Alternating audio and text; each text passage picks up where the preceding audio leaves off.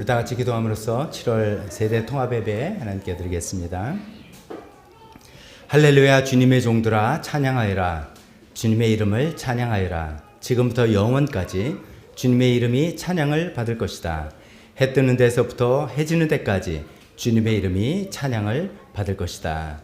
하나님 아버지, 그렇습니다. 우리는 주님을 찬양하겠습니다. 지금부터 영원까지 우리가 살아 숨쉬는 그 순간 언제든지 평생을 통해서 아니면 정말 죽어서도 천국에서 영원토록 하나님을 찬양하겠습니다. 해 뜨는 새부터 해 지는 게까지 우리가 어디에 있든지 주님을 찬양하겠습니다. 하나님, 그런 마음으로 우리가 다 모여서 오늘 예배드립니다. 저희 찬양을 받아주시고 저희 경배를 받아주시고 저희 기도를 받아주시고 저희 모든 순서의 예배를 받아주시옵소서. 예수님의 이름으로 기도했습니다. 아멘.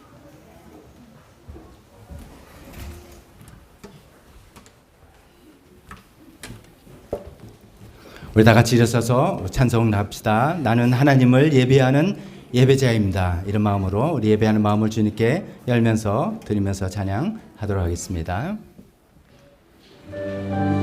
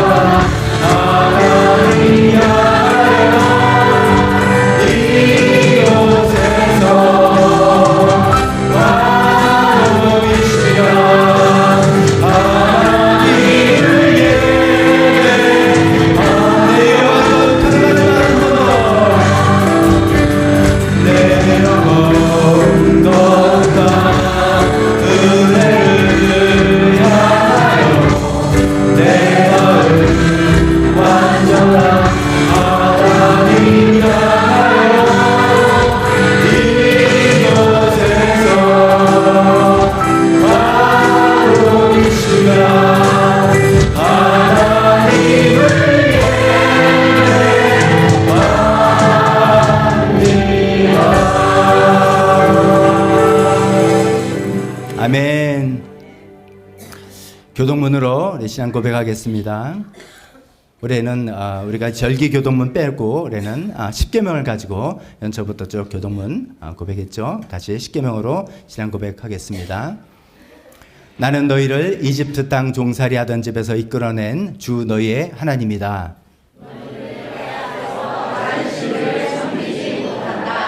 너희는 너희가 섬기려고 위로 하늘에 있는 것이나 아래로 땅에 있는 것이나 땅 아래 물속에 있는 어떤 것이든지 그 모양을 본떠서 우상을 만들지 못한다.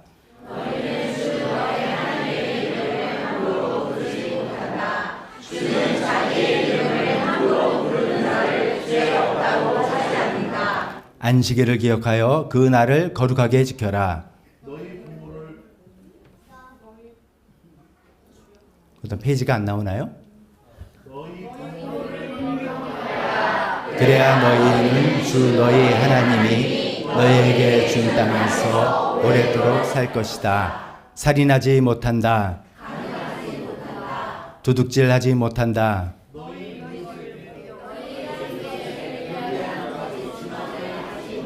다 같이 너희 이웃의 짐을 탐하지 못한다.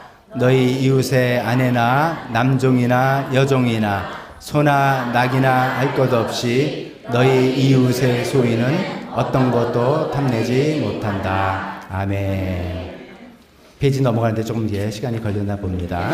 자, 그런 믿음을 가지고 우리 이어서 우리 예배 드리면서 읽었던 시편 113편 해 뜨는 데부터 해 지는 데까지 하나님을 찬양하겠다 이 찬송인데, 이 찬송이 원래 율동이 있습니다. 해 뜨는 데부터 율동이 참 재미있는데 좀 올라오세요. 보이게 단위로 올라오세요. 같이 세 분이 같이 있는 게 나을 것 같아요. 여기 세 분 보이시나요? 먼저 시범할 때는 우리 보컬팀 약간 옆으로 비켜주세요. 집사님 한번 어떻게 하는지 시범 보고 그 다음 배운 다음에 우리 같이 율동팀하고 우리 하면서 하겠습니다. 반주.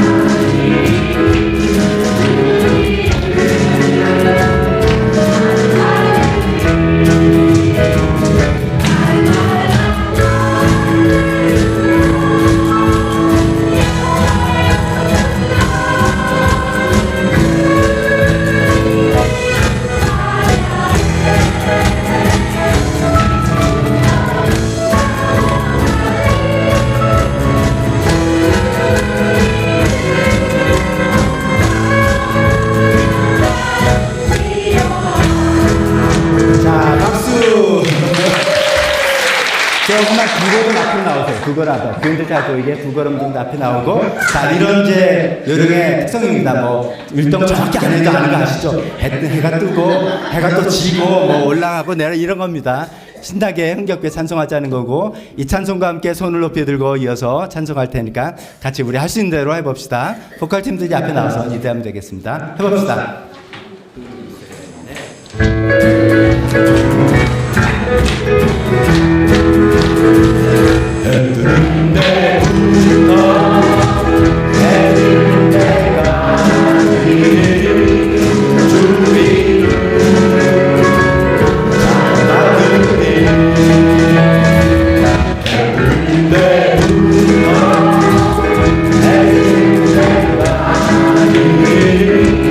주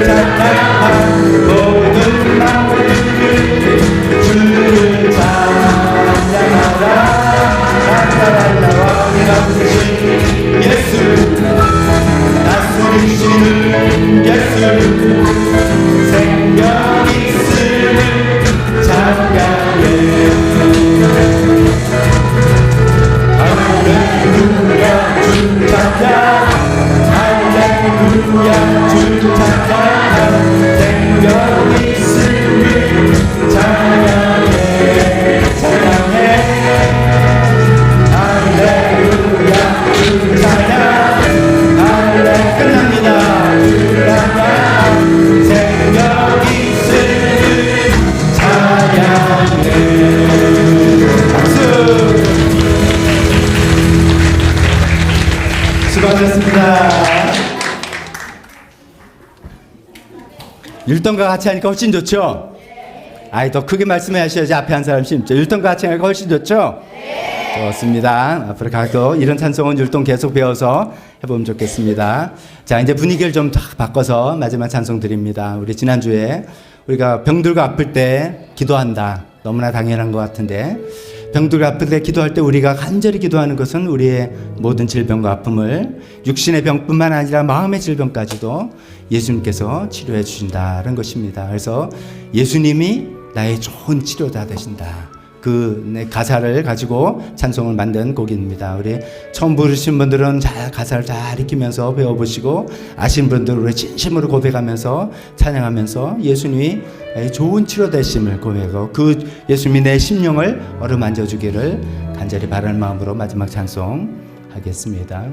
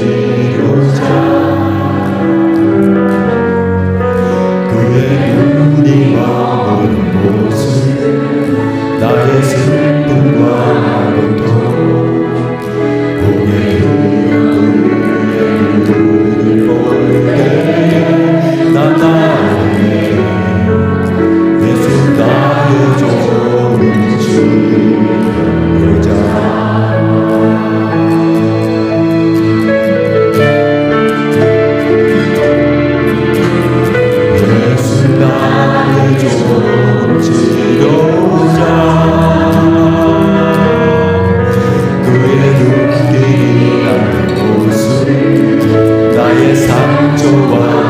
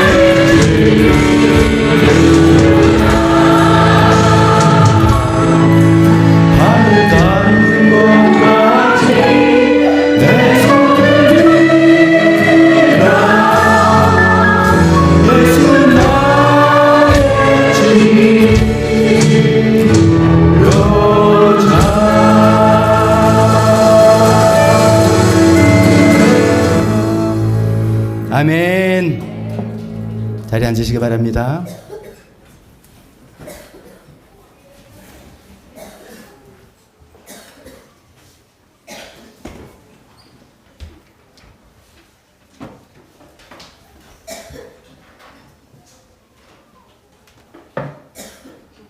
예수님이 우리의 좋은 치료자 되십니다. 믿으시면 아멘 하시기 바랍니다.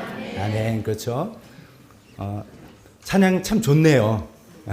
제가 리드하면서도 제가 좋다고 자아자찬 이게 아니라 참 찬양에 기쁨이 있고 밝음이 있고 간절함이 있고 하나님을 사모하는 사모함이 있고 하나님 신뢰하는 신뢰함이 있고 이런 찬양 하나님께서 기뻐 받으시고 우리에게도 큰 기쁨과 위로와 소망 되리라 믿습니다. 주보를 보면서 교회 소식 나누겠습니다. 7월 달에 들어섭니다. 굉장히 날씨가 덥죠. 여러분 건강에 잘 유의하시기 바랍니다. 오늘은 7월 첫째 주일 7월 세대 통합 예배입니다. 같이 찬송하고 같이 하는 이 시간 너무나 감사하고 기쁩니다. 오늘 특송은 씨앗 목장, 샤롯 목장 연합으로 특송하시겠습니다. 이어서 세겹줄 기도회 광고 많이 했습니다. 오늘 오후 식사하시고 난 다음에 1시 30분에 예배실을 다 모여서 세겹줄 기도회 합니다. 세겹줄 기도는 뭐 어떻게 하는 건가? 그냥 그렇습니다. 우리 예배하는 것처럼 찬양 한 20분 하고 그 다음에 우리 전체 기도 다 같이 하렵니다. 이때는 좀 우리가 통성으로 크게도 같이 기도하고 오늘은 특히 이제 교회를 관한 기도 제목을 제가 많이 준비했습니다. 그 앞에 있는 기도 제목들을 보면서도 기도하시고 그 다음에 개인적으로 개인 기도하는 시간 또 조용하게 기도하는 시간 갖고 그 다음에 기도 짝과 함께 세겹줄 기도 짝과 함께 서로를 축복하고 서로를 위해서 중보하는 그런 시간 갖고 이런 식으로 준비했습니다. 1시간 뭐 이내로 끝날 것 같은데 그래서 우리가 다양한 기도를 또 함께 하면서 하나님께 함께 기도하고 개인적으로 간절히 기도하는 시간 되었으면 좋겠습니다. 8월 첫째 주에 침례식 4분 받는 거 광고 드렸습니다. 잘 알고 첫째 식에 다 같이 참석해서 또 축하하는 그런 시간 되었으면 좋겠습니다. 평지도 세미나도 한 번 더 광고됩니다. 하반기 일정 게시판에 게시해놨으니까 보시고 우리 교회에서 나 평진도 세미나 있고 나 한 번도 안 가봤다 이런 분은 반드시 참석해 주시기 바랍니다. 네팔 선교를 위해서 기도하는데 지난 주말에 그 좋은 기쁜 소식은 시티미션 교회에서 결혼식이 있었어요. 근데 이제 결혼식이 교회 내에서 만난 형제자매의 첫 번째 결혼식이랍니다. 참 의미 깊은 그런 결혼식이었던 것 같습니다. 너무나 감사드리고요. 나라와 또 북한을 위해서 새로운 정부를 위해서 변화되는 국제 상황에서 우리나라 하나님께서 잘 지켜주시도록 우리 계속해서 기도해야 되겠습니다. 이 시간에 대표 기도와 헌신 시간으로 이어지겠습니다. 그리고 바로 이제 헌금 시간이 이어지고 그 다음에 특송 이어지겠습니다.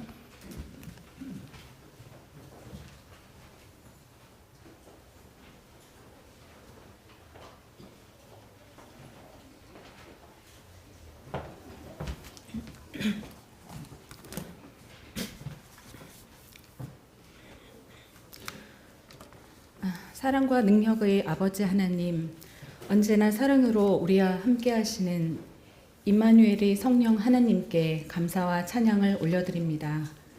죄 앞에 무력한 영적 고아였던 저희들을 구원하셔서 오직 은혜로 자녀 삼아 주신 아버지 하나님, 죄악과 혼돈이 가득한 세상 가운데 주님의 사랑과 능력에 힘입어 아버지라 부르며 기도할 수 있는 자격을 주심에 감사드립니다. 지난주 말씀을 통하여 병고침을 위한 기도에 대해 다시 묵상하게 되었습니다. 간절하게 기도함 이전에 삶의 주권자 되신 주님께 순종하지 못하고 내가 원하는 바를 고집하며 때로 육신의 병마저 자초하는 저희의 완악함과 어리석음을 회개하오니 불쌍히 여겨주시옵소서. 사랑과 긍휼로 돌보시는 아버지를 신뢰하는 마음으로 모든 것을 맡기고 주어진 상황에 감사하며 순종할 때 영육이 모두 온전한 삶을 살 수 있음을 믿습니다. 또한 죄를 서로 고하며 병낫기를 위하여 서로 중보하라 하신 말씀대로 사랑의 마음으로 기도하는 교회 공동체 되게 하여 주시옵소서. 특히 오늘 있을 세겹줄 기도 시간에 함께 하셔서 하나님 자녀로서 기도의 특권을 감사히 누리고 응답받는 귀한 시간 되게 하여 주시옵소서. 교회와 목장 사역을 위해 기도드립니다. 함께 예배하고 사랑을 나누는 믿음의 공동체 주심에 감사드립니다. 연약함을 서로 나누며 사랑과 기도로 격려하는 진실된 형제자매 될 수 있도록 인도하여 주시고 지친 영혼들이 안식할 수 있는 공동체가 될 수 있도록 도와주시옵소서. 영적, 육적 질병으로 어려움을 겪고 있는 성도님들을 위해 기도드립니다. 이 시간 더 이상 질병에 집중하지 않고 우리의 상처와 고통을 모두 아시는 치유의 하나님께 온전히 내어드리는 믿음으로 고통에서 완전히 놓여나길 기도드립니다. 주일학교를 섬기는 선생님들의 헌신된 삶에 복을 주시고 귀한 섬김을 통하여 하나님의 사랑과 지혜를 배워나가고 앞으로의 삶을 기쁘게 살아가는 자녀들로 성장시켜 주시옵소서. 네팔의 시티미션 교회를 위해 기도드립니다. 라진 목사님과 동역자들이 어려운 여건 속에서도 필요를 채우시고 인도하시는 하나님을 날마다 경험케 하여 주시옵고 많은 영혼들이 구원받는 결실이 있게 하여 주시옵소서. 이스라엘과 이란 간의 전쟁이 하루빨리 종식되고 하나님의 뜻대로 평화가 정착되길 기도드립니다. 분열과 갈등이 만연한 세상 가운데 우리나라를 지켜주시고 정직하고 지혜로운 리더십이 발휘되게 하여 주셔서 이 땅을 평화의 땅으로 인도하여 주시옵소서. 예배를 위하여 기도드립니다. 말씀을 전하시는 목사님의 영육간 강건을 위해 기도드리며 신령과 진정으로 예배에 임할 때 하나님께서 주시는 생명의 말씀이 저희 마음밭에 단단히 뿌리 내리고 열매 맺을 것을 믿습니다. 매일의 삶으로 말씀을 증거하는 귀한 자녀 되기를 소망하며 예수님 이름으로 기도드렸습니다.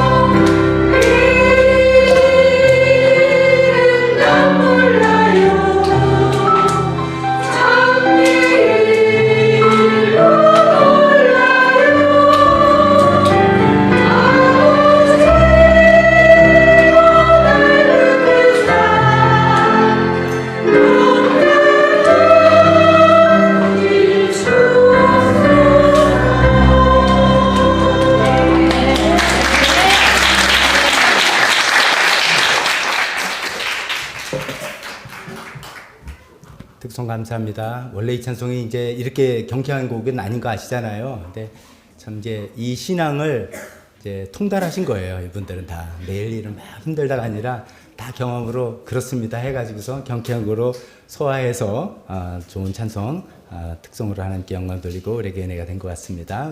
봉헌기도 하겠습니다. 하나님 아버지, 오늘 이 시간에 특송한 우리 시안 목장 또 샬롬 목장 축복합니다. 하나님, 내일 일은 난 모른다. 맞습니다. 정말 내일 일은 정말 모르지만 우리 앞에 가신 하나님 우리를 사랑하고 보호하신 하나님, 앞서가신 예수님만 믿고 의지하며 살아가는 그 신앙을 찬양으로 이렇게 주님께 올려드렸사오니 그분들의 각자의 삶 속에서 그중에 그분들의 목장 모임 가운데 하나님 그런 영광과 그런 찬양을 계속해서 받아 주셨길 원합니다. 하나님, 오늘 저희가 또 주님께 정성껏 물질을 헌금으로 드렸습니다. 하나님, 우리 마음을, 우리 인생을 전부 다 주님께 드립니다. 주님, 이 물질에 복을 내려주시고 하나님께서 아름답게 사용하여 주시옵소서. 예수님 이름으로 기도했습니다. 아멘.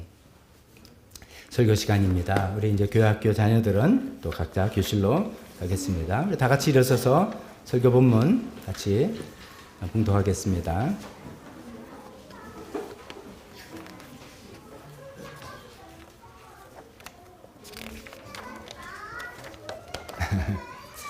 오늘은 이제 야고보서 연초에부터 우리가 시작했는데 야고보서 마지막으로 야고보서 하는 날이 되겠습니다. 자, 그 마지막 5장 13절, 17절, 18절 같이 읽도록 하겠습니다. 시작. 여러분 가운데 고난을 받는 사람이 있습니까? 그런 사람은 기도하십시오. 즐거운 사람이 있습니까? 그런 사람은 찬송하십시오. 엘리야는 우리와 같은 본성을 가진 사람이었지만 비가 오지 않도록 해달라고 간절히 기도하니 3년 6개월 동안이나 땅에 비가 내리지 않았으며 다시 기도하니 하늘이 비를 내리고 땅은 그 열매를 맺었습니다. 설교에서 잠깐 기도하겠습니다. 하나님 아버지, 오늘 마지막으로 모든 상황에서 기도하라는 말씀으로 야고보서를 마치려고 합니다. 하나님, 우리 삶이 우리가 겪어가는 여러 가지 모든 상황 가운데도 하나님께 기도하며 하나님께 도움을 구하며 하나님 위로를 받으며 하나님의 능력으로 문제를 해결하며 그 모든 과정을 통해서 하나님을 더욱더 알아나가는 저희가 되기를 소망합니다. 어떤 내용을 우리에게 주시는 말씀 각자 잘 듣고 그렇게 살아가는 우리 되게 도와주시기를 기도하며 예수님 이름으로 기도했습니다. 아멘. 자리에 앉으시기 바랍니다. 세대 통합 예배 드리면 이제 좀 분위기가 어떻게 보면 이제 어수선하죠. 애들도 막 아까 보니까 특송하는데 막 이렇게 뛰어다니는 거 보셨는지 모르겠어요. 이제 그게 정상이죠. 어떻게 보면 온 세대가 어울리면 뭐 그게 정상이니까 다 양해하실 마음 가지고 계시라 믿습니다. 계속해서 그런 아이들 웃음 뛰어노는 소리, 우는 소리, 뛰어다니는 소리가 가득 찬 우리 교회가 되었으면 좋겠습니다.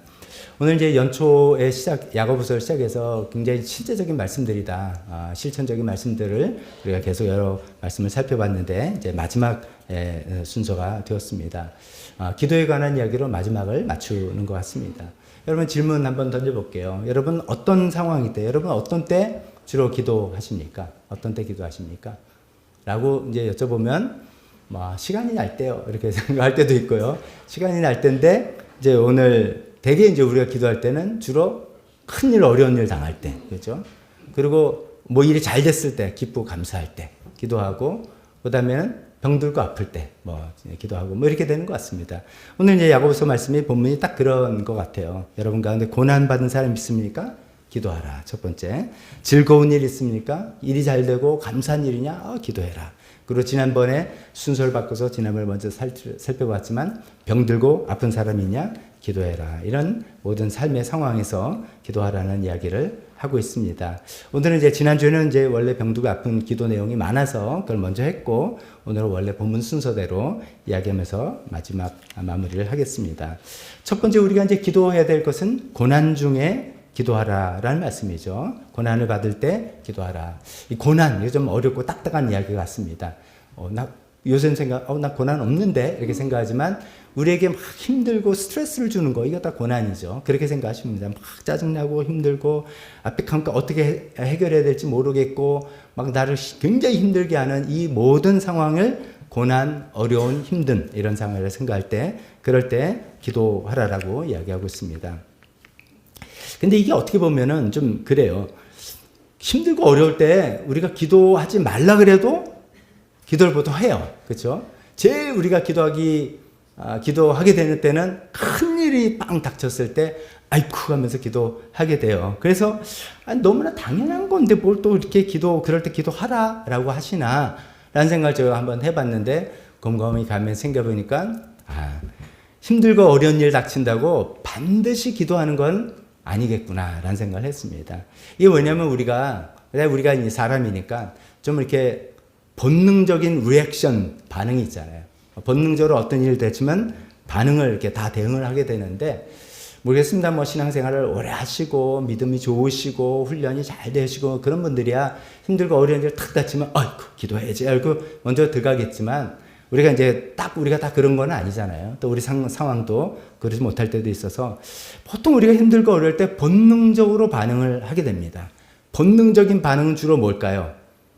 불평, 누군가 원망하고 세상 탓하고 그 다음에 뭐 하나님께 시험 들고 그 다음에 문제 해결하려면 막 애를 쓰다가 뭐 탈진하게 되거나 그 다음에 막 힘들어서 뭐 번아웃 되거나 이런 것들이 아마 본능적인 반응일 겁니다. 이제 특히 우리가 신앙이 없는 경우 다 그런 것이고 우리도 신앙이 이제 좀 굉장히 상태가 좋은 상태야 뭐 탁 나가겠지만 일반적으로 본능적으로 이런 게 원망, 불평, 남을 탓하고 하나님께 시험 들고 뭐 기도는 거 내가 기도한다고 뭐 밥이 나오냐 떡이 나오냐 내가 알아서 해야지 이렇게 하는 것이 아마 본능적인 반응일 거예요. 본능적으로 대응하는 거죠.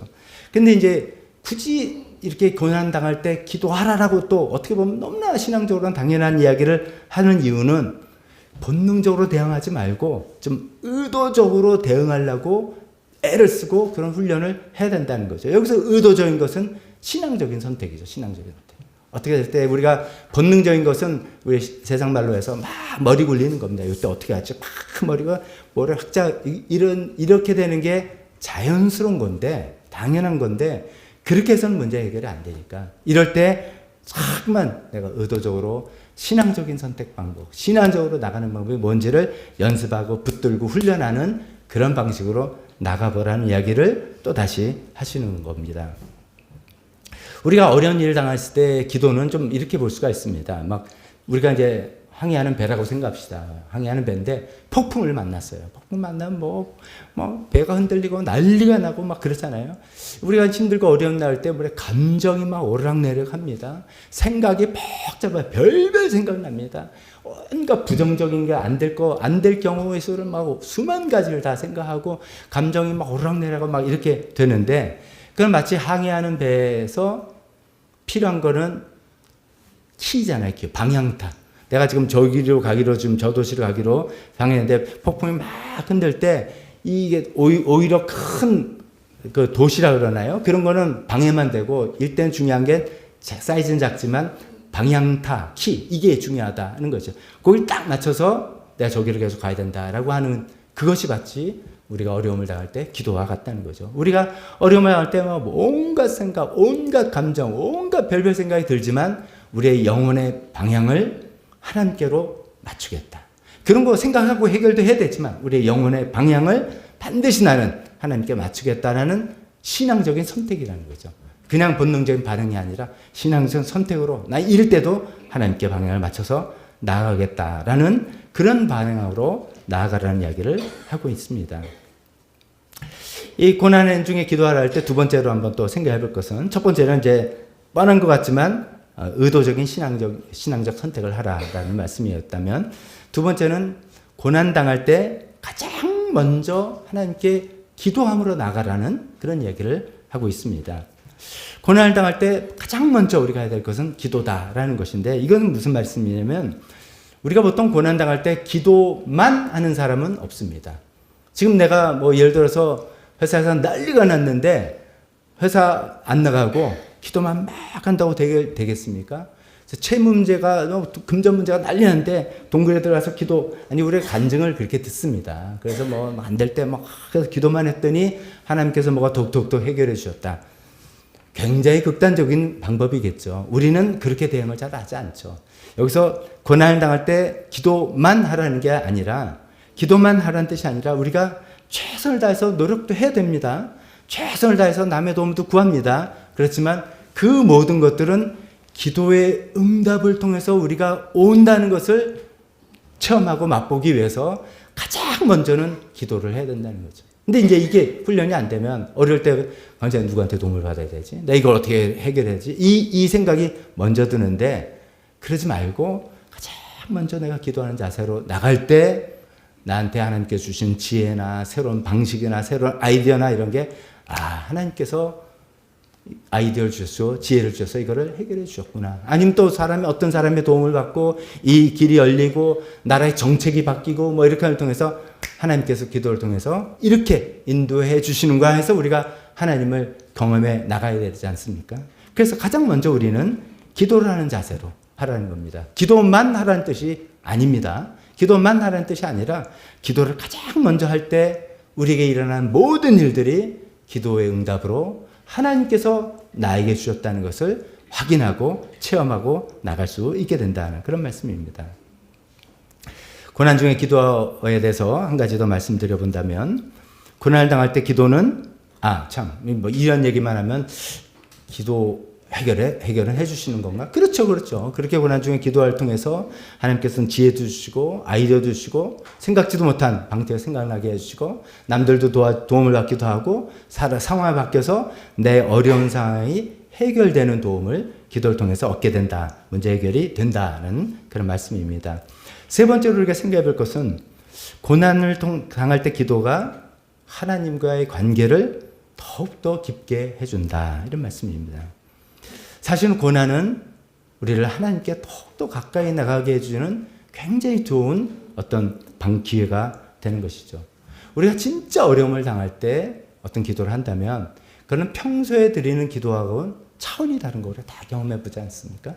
정말 우리가 어려움을 당했을 때 우리 기도는 평소보다도 훨씬 더 절박해지고, 평소보다 훨씬 더 하나님께 솔직하게 되고, 평소보다 훨씬 더 하나님에 대한 신뢰를 요구하게 되는, 내가 정말 하나님 신뢰하는지 안 하는지를 내가 알아보게 되는 그런 과정입니다. 저는 오늘 이거를 제일 고난 중의 기도 중에서 강조하고 싶습니다. 이제 고난 중에 가장 절박하게 나간다라는 것들이 이런 거지 않습니까? 우리가 고난, 어려움, 스트레스 이렇게 이야기하는 거는, 문제가 생겼는데 간단해, 내가 이렇게 하면 돼. 이게 무슨 스트레스예요? 아무 스트레스도 아니에요. 아무 고난도 아니에요. 근데 이게 고난이 크다라고 할 때는, 크다고 표현할수록 이거는 내가 해결할 수 있는 힘이 하나도 없다는 걸 느끼는 상황이잖아요. 정말 해결할 수 없다. 나는 아무것도 할 수 없구나 라는 그 현실 앞에 마주섰을 때 하나님께 기도를 하는데, 그 기도가 얼마나 절박하면서 기도하겠습니까? 내가 머리를 짜도 사실 현실을 지금 생각이 안 나고 딱히 도움을 구할 때도 떠오르지도 않아요. 그래서 하나님 앞에 나가서 간절히 기도하는 그 기도가 얼마나 절박한 외침이 되겠냐는 것이죠. 그런 절박함에 나가서 절박함을 통해서 하나님께 간구하고 매달리는 그런 시간이 되는 것이죠. 시편 130편의 1절과 2절에 보면 이런 표현이 있습니다. 주님, 내가 깊은 물속에서 주님을 불렀습니다. 여기 이제 이 시편은 시니까 우리는 이렇게 기도 안 해요. 내가 지금 힘든데 주님, 제가 깊은 물속에, 이렇게 표현 안 하는데, 이건 시니까 시적 표현이에요. 근데 그 느낌을 알지 않습니까?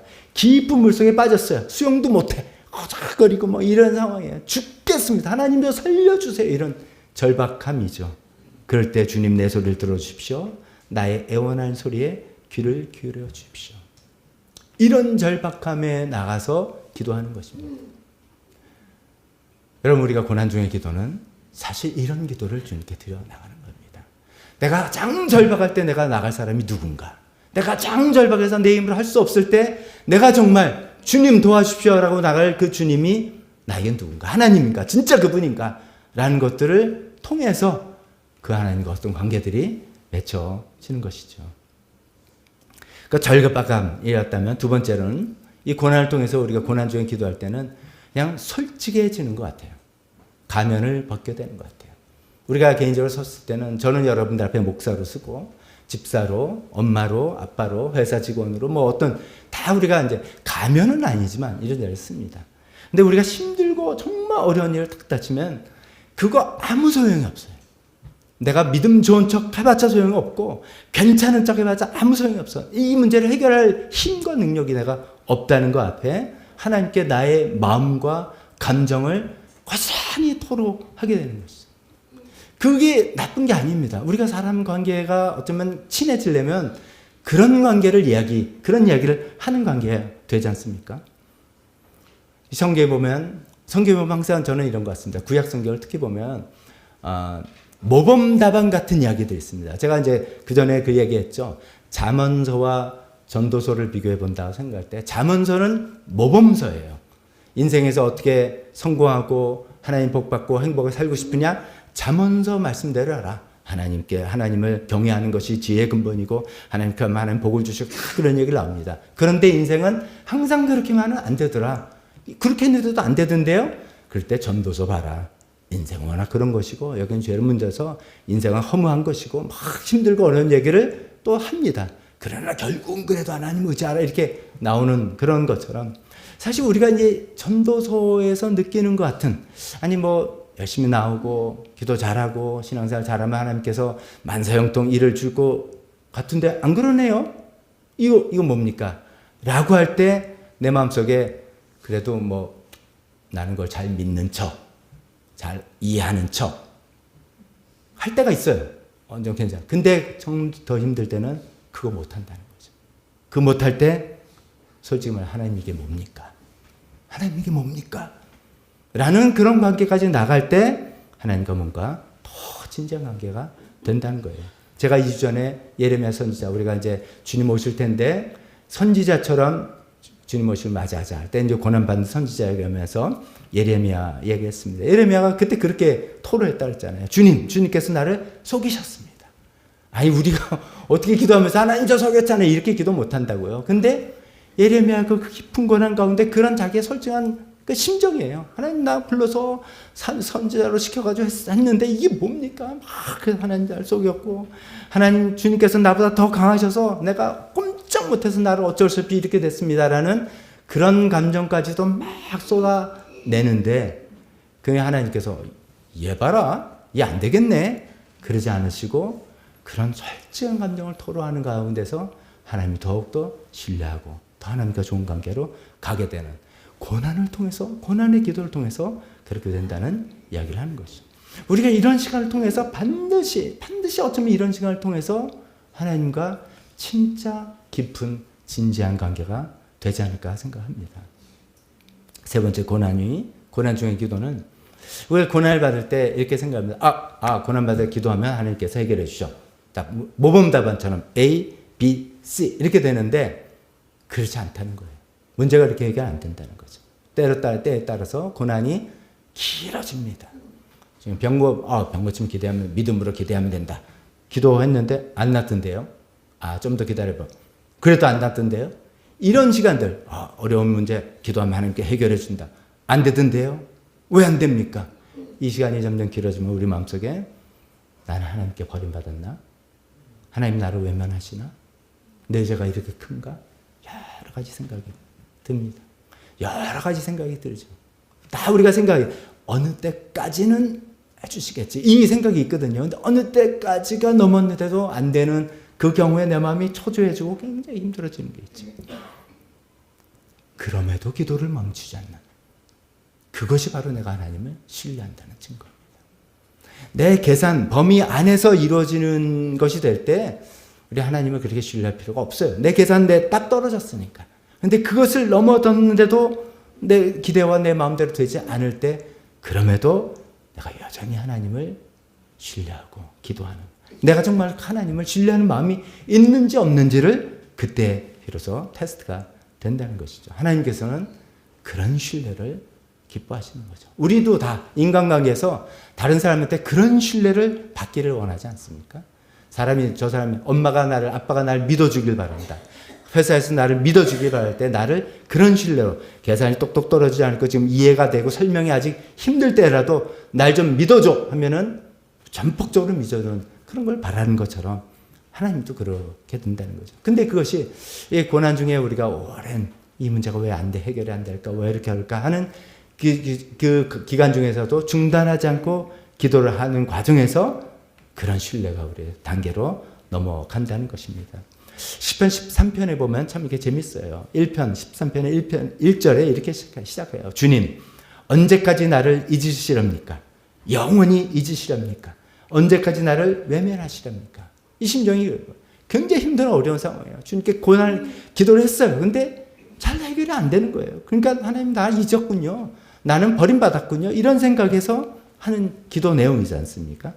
근데 그런 상태에서도 이 시편 기자는 하나님에 대한 신뢰를 중단하지 않고 계속 주님 앞에 나아갔던 거예요. 그러더니 5절쯤 되니까 이렇게 고백이 바뀝니다. 그러나 상황은 여전한 것 같은데 그러나 나는 주님의 한결같은 사랑을 의지합니다. 주님께서 구원하여 주실 그때 나의 마음은 기쁨에 넘칠 것입니다. 여전히 나는 주님을 신뢰합니다. 주님께서 문제 해결해 주셨으니까 그냥 됐습니다가 아니라 나는 주님을 의지하고 신뢰하는 그 단계로 넘어갔습니다. 라는 고백으로 나가는 것이 고난 중에 우리의 기도가 얼마나 신앙생활에 도움이 되는가라는 것입니다. 솔직히 우리가 고난이 없다면 하나님께 절박하게 매달리지 않을 것 같습니다. 고난이 없다면 하나님께 이렇게 솔직해질 필요도 없을 것 같습니다. 그냥 우리가 그럴듯한 사람을 얼마든지 쓸 수가 있기 때문입니다. 고난이 없다면 우리가 정말 하나님을 얼마나 깊이 신뢰하는지를 검증이 안 되는 것 같습니다. 고난 중의 기도. 그래서 많은 경우 그러잖아요. 고난이 축복이다. 고난은 숨겨진, 감춰진, 위장된 축복이다. 혹은 고난은 위대한 스승이다 하는 것이 다 그래서 그런 것 같습니다. 그런 의미에서 오늘 야고보서도 고난 중에 기도를 통해서 우리가 정말 하나님을 더 깊이 나아가고 우리의 믿음이 깊어지고 문제 해결은 두말할 것도 없지만 그런 관계로 나아가자는 말씀을 하고 있습니다. 꼭 우리가 힘들고 어려울 때 반드시 하나님께 먼저 기도함을 통해서 그런 유익을 얻으시는 여러분이 되었으면 좋겠습니다. 두 번째는 근데 저는 어려움이 없는데요. 이런 분 있잖아요. 요즘 저는 그렇게 별로 어려움이 없는데, 제가 생각 말씀 들어보니까 한 5년 전쯤에, 그때 정말 힘들었죠. 그때 맨날 금식기, 작정기도 하고 기도했는데, 지금은 뭐든 평안하고 어려움이 없는데요. 라고 하시는 분들일지도 모릅니다. 즐거운 사람이 있습니까? 그런 사람은 찬송하십시오. 라고 합니다. 여기서 찬송하라는 게 이제 노래 찬송이라고 생각할 수도 있는데, 기도의 맥락이기 때문에 찬송기도, 감사기도를 이야기하는 것입니다. 우리가 이제 절박하고 힘들 때는 사실 하지 말라 그래도 기도합니다. 하나님께 매달려서 작정기도도 해볼까, 금식기도도 해볼까 합니다. 그런데 그런 문제가 이제 다 어느 정도 해결이 됐어요. 그럼 우리 마음이 어떻게 됩니까? 마음이 감사와 찬송과 기쁨으로 넘쳐서 작정기도 하는 건 별로 못 들어봤어요. 문제가 해결되고 난 다음에 작정기도, 작정감사기도 그런 용어도 별로 없는 것 같아요. 작정감사기도 그런 용어 없습니다. 문제가 절실하니까 작정기도하고 어디 기도원에 가지 해결되고 나면 보통 마음이 느슨해져 가지고 해이해지기가 쉽다는 거죠. 그러지 말라는 겁니다. 문제 해결됐다고 넘어갔다고 마음이 흐슨해져서 기도를 안 하게 되는 그런 상태로 되지 말고 즐거울 때는 찬송하며 기도하라 라는 이야기를 하고 있습니다.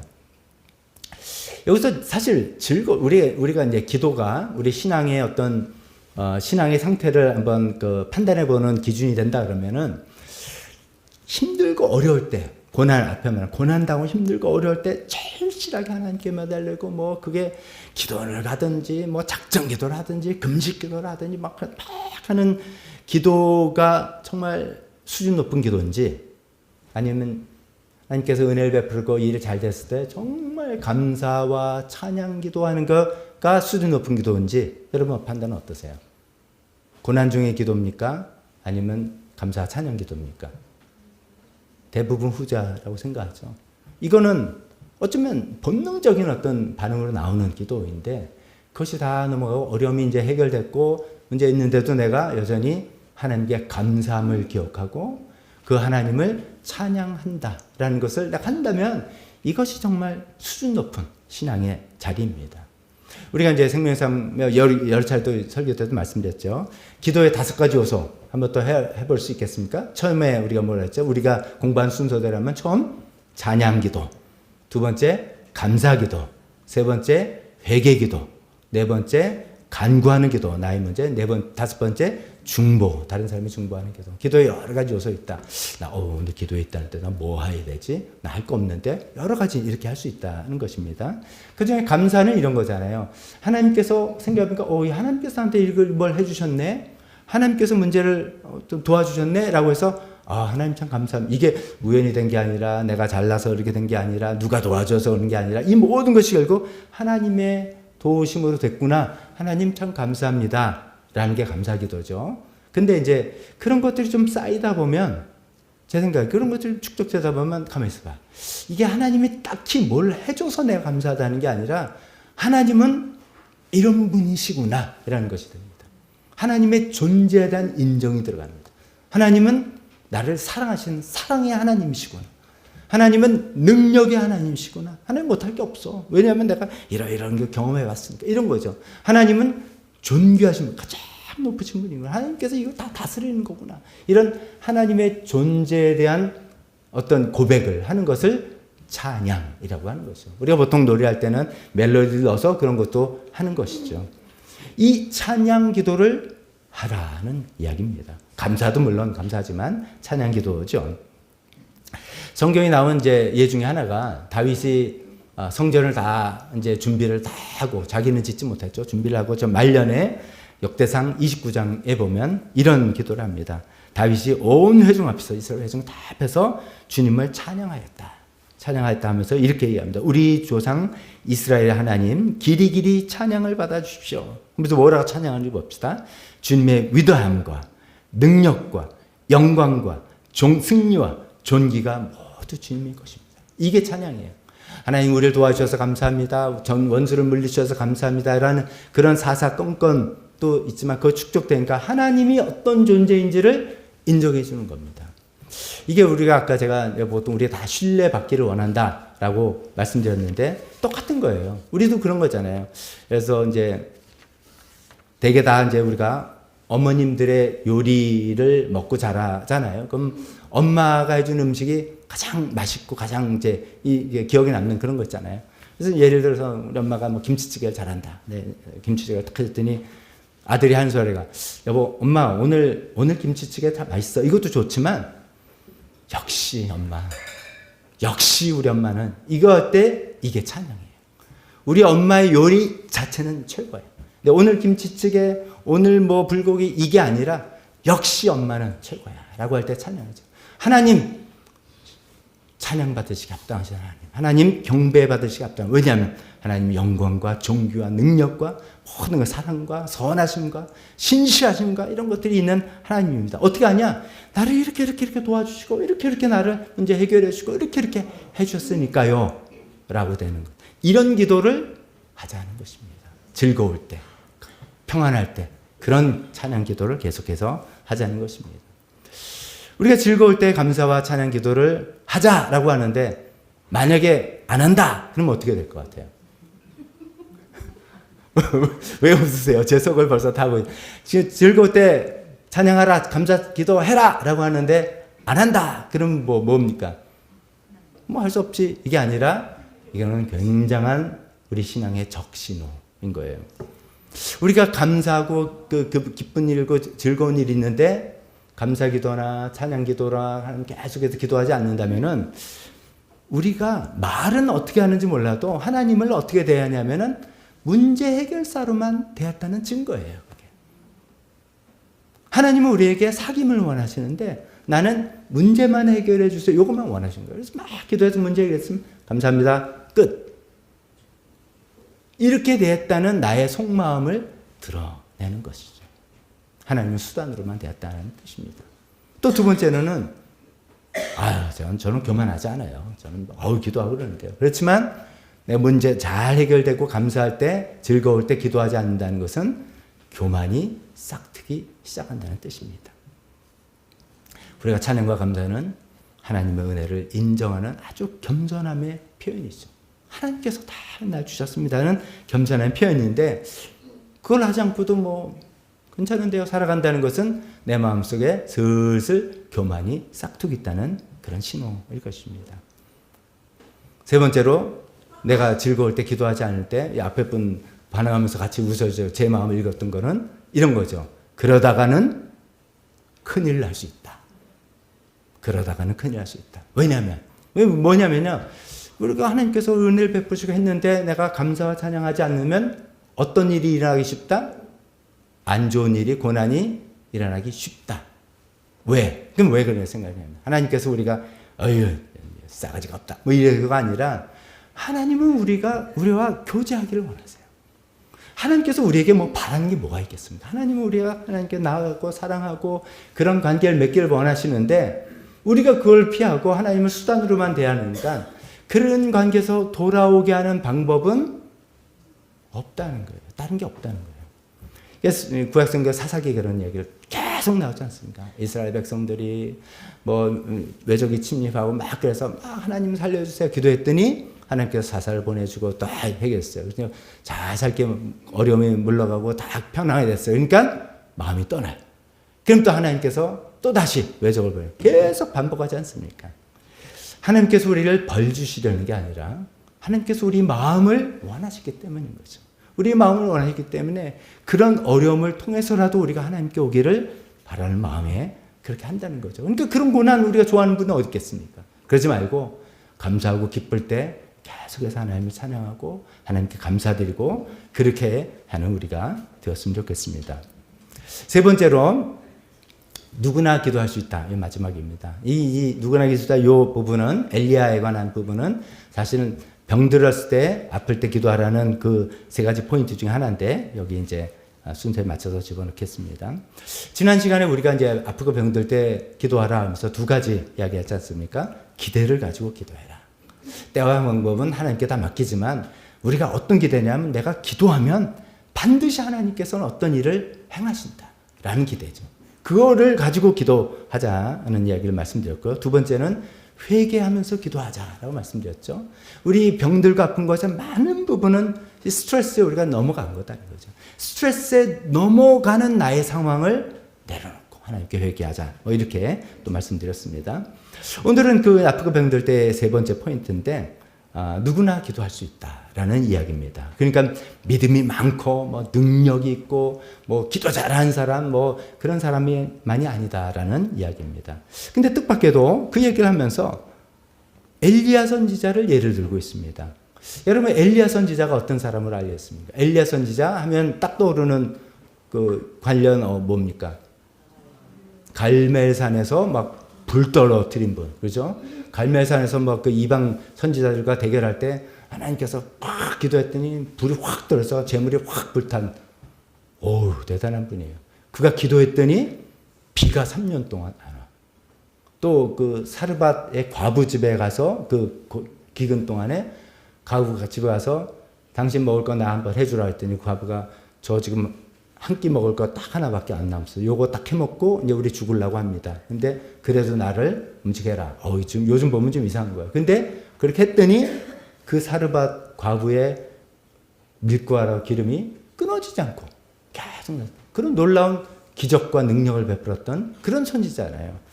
그러니까 우리가 이제 뭐 엘리야의 기도를 들으시고 병을 고쳐주신다 그러면은 우리가 생각에 아유 그럼 나는 아니구나 이렇게 생각합니다. 나는 엘리야 같은 그런 능력 없잖아요. 여기 기도했는데 하늘에 불 떨어졌다는 분 있으세요? 뭐 내가 홍수가 많이 나가지고 기도했더니 뭐 이런 거 아니잖아요. 근데 이제 야고보가 엘리야 같이 기도한다는 이야기를 하는 거는 그 포인트를 이야기하는 게 전혀 아니라는 것을 우리가 봐야 됩니다. 뭐라고 17절 뭐라고 하냐면 엘리야는 우리와 달리 능력이 있는 사람이라서가 아니라 그렇게 써 있지 않고 엘리야는 우리와 같은 본성을 가진 사람이었다. 여기서 이제 우리와 같은 본성이라는 게 이제 뭔지도 궁금하실 겁니다. 근데 이제 여기서 말하는 거는 저와 여러분처럼 연약하다는 사람이 연약하다는 뜻이에요. 힘들고 어려운 일 있으면 그냥 강철, 심장 그런 거 이런 게 아니라 힘들고 어려운 일 있으면 마음이 쪼그라지고 낙심하게 되고 절망하게 되는 우리랑 똑같은 사람이었다는 것입니다. 여러분 성경을 잘 아시지만 혹시 잘 모르는 사람을 위해서 말씀드릴게요. 아까 말한 갈멜산에서 불이 확 떨어진 일입니다. 그래서 이방 선지자들 막 완전히 케오페시키고 엘리야 선지자 마음에는 이제는 됐다. 이제는 우리 이스라엘 왕국에 하나님 나라가 하나님을 입힘쓰고 모든 그 우상신들을 다 없애주고 딱 이제 우리나라가 바르게 될 거다. 딱 굳게 믿었어요. 그런 놀라운 능력이 일어났잖아요. 그런데 웬걸 이세벨 여왕 멀쩡한 거예요. 왕. 그래서 오히려 막 기가 시퍼레가 자기를 잡으려고 하니까 엘리야 그 능력의 선지자 엘리야의 마음이 갑자기 막 꼬꾸라졌어요. 광야로 도망갔어요. 목숨 부지하려고 도망갔어요. 아니 하나님의 사람이 여러분 제가 목사인데 제가 어떤 목숨 부지하려고 어디 도망갔다 하면 그 다음 주에 제가 강단을 쓸 수 있겠습니까? 지금 그런 거 비슷한 거예요. 하나님의 사람 그 능력의 선지자가 자기 목숨 구하려고 광야로 도망갔다는 거예요. 그래서 그 유명한 스토리예요. 광야에 가서 무슨 나무 밑에서 쉬고 있었을 때? 로뎀나무잖아요. 로뎀나무 보신 분 없죠? 검색해서 한번 이미지 보세요. 광야 그 이스라엘에 우리가 성경에 보면 거기 보면 큰 나무들 많아요. 상수리 나무, 큰 나무고 몇백 년 된 나무. 거기서 제단을 쌓고 또 무슨 나무 있어요? 종려나무, 백향목나무 이런 백향목은 광야에 나는 나무는 물론 아니지만 근데 로뎀나무는 관목이라는 거 아시죠? 높이 안 자라는 관목. 그런 나무예요. 조그만 나무. 아니 하나님의 그 놀라운 그 능력의 선지자가 상상을 해보면 너무 초라한 거예요.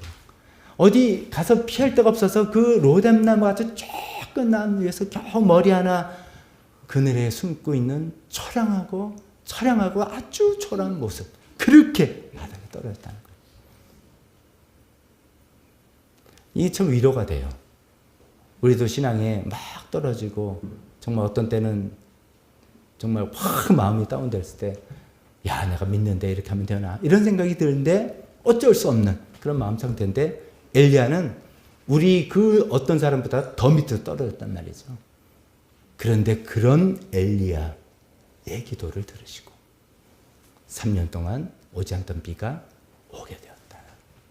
그러니까 여러분 아프고 병으로 고생할 때 믿음을 가지고 기대를 가지고 나 같은 사람 기도를 들어주겠어. 이게 아니라 왜냐하면 기도 응답은 결국 나의 믿음도 아니에요.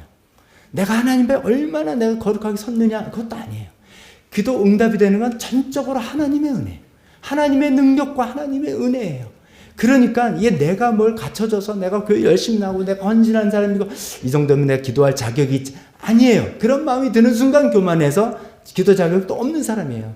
엘리야처럼 그렇게 어려운 일을 당할 때만 꼬꾸라지고 낙심하고 절망했던 사람 같은 우리와 같은 본성을 가진 사람이지만 그가 기도할 때 그래도 용기를 가지고 기도할 때 비를 주신 것처럼 병나은 사람을 위해서 믿음으로 기도해라 라고 이야기하고 있습니다. 참 용기가 되는 말씀입니다. 우리 믿음도 우리 열심도 우리 하나님 믿음 헌신도 다 우리도 뭐 잘할 때 잘하지만 떨어질 때 떨어지는 그런 사람이지만 기도하면 하나님께서 들어주시고 뭔가 일을 하신다는 이 믿음은 우리가 가질 수 있다는 말씀입니다. 근데 여기서 그럼 뭐 믿음 없어도 아무것도 상관없나? 엘리야 뭐 이렇게 뭐 낙심했고 절망하고 그래도 되는 건가? 라고 하는데 엘리야의 기도가 응답됐던 비결을 하나 찾는다면 그건 따로 있었어요. 그건 뭐냐면 그의 간절함이에요. 열왕기상 그 비가 3년 동안 비가 오지 않았다가 그 기도했을 때 비가 왔던 그 기도를 어떻게 했나 이렇게 살펴보니까 이렇게 돼 있어요. 엘리야가 갈멜산 꼭대기에 올라가서 땅을 바르고 몸을 굽히고 그의 얼굴을 무릎 사이에 집어넣고 기도했다는 거예요.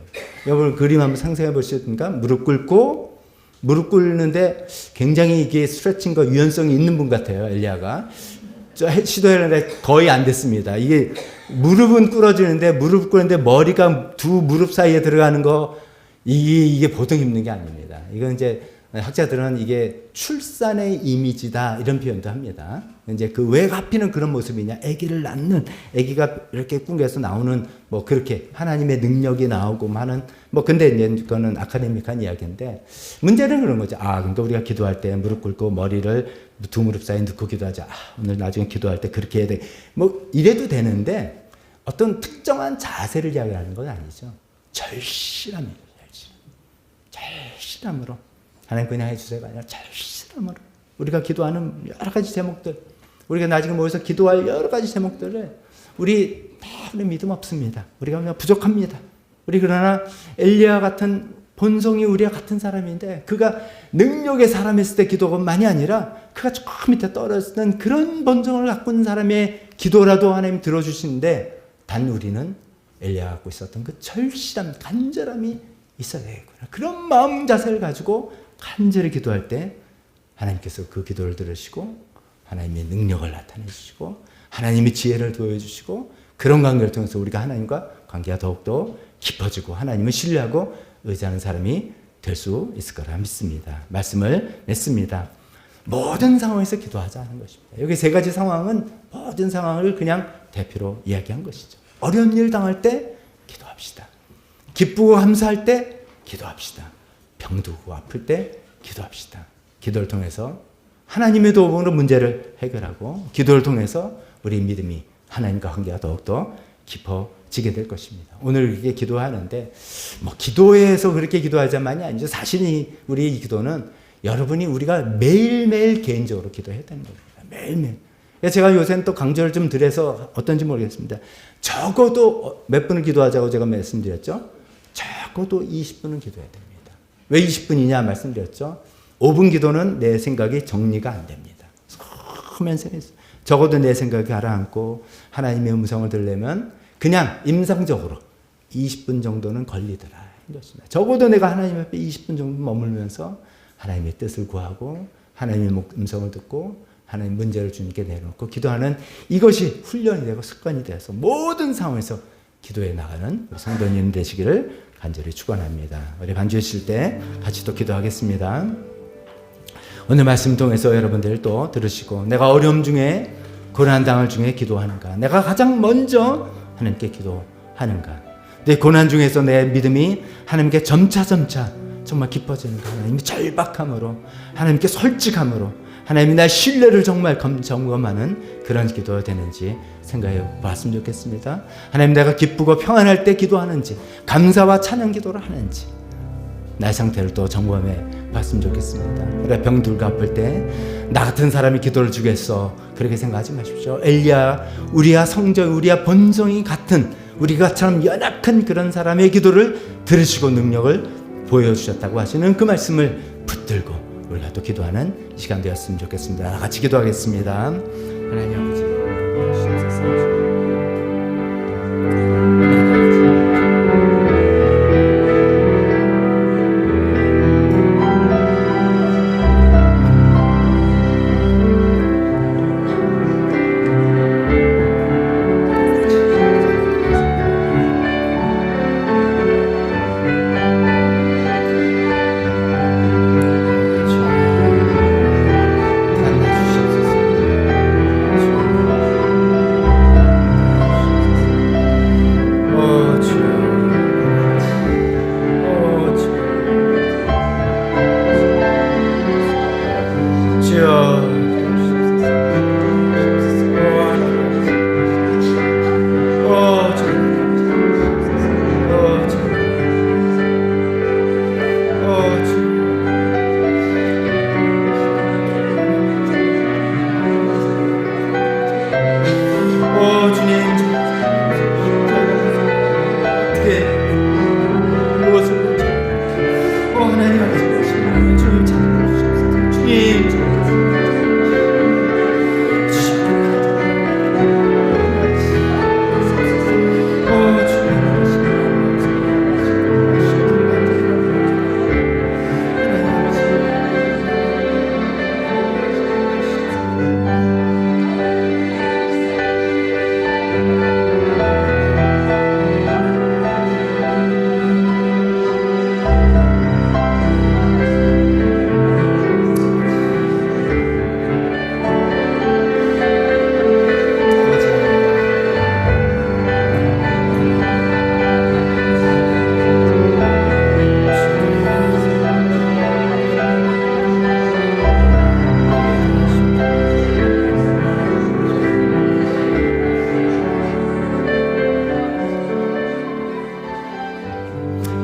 하나님 아버지, 우리가 고난 중에 주님께 기도하겠습니다.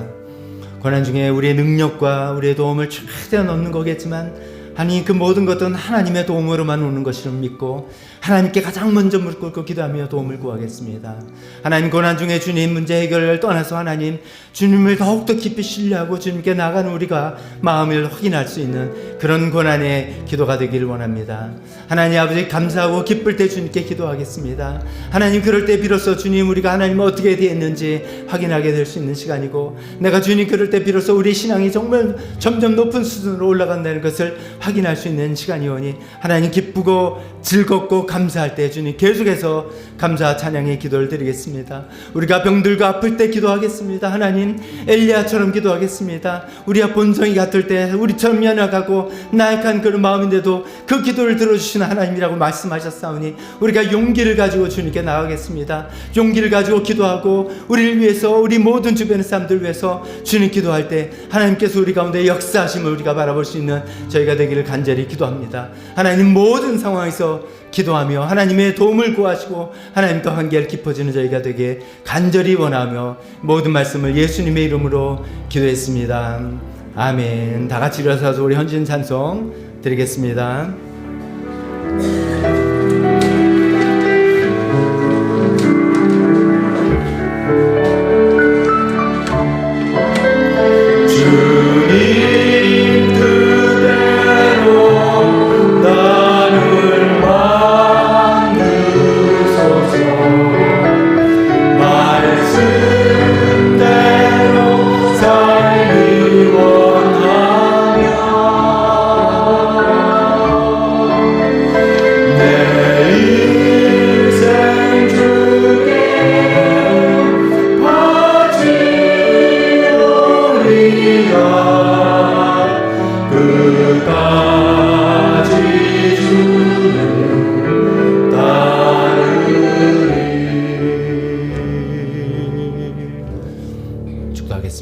지금은 우리 주 예수 그리스도의 은혜와 하나님 우리 아버지의 사랑하심과 성령님의 교통하심이 모든 상황에서 기도하기로 결단하는 여기 있는 모든 분들 머리 위에 지금부터 영원토록 함께 있을지어다. 아멘.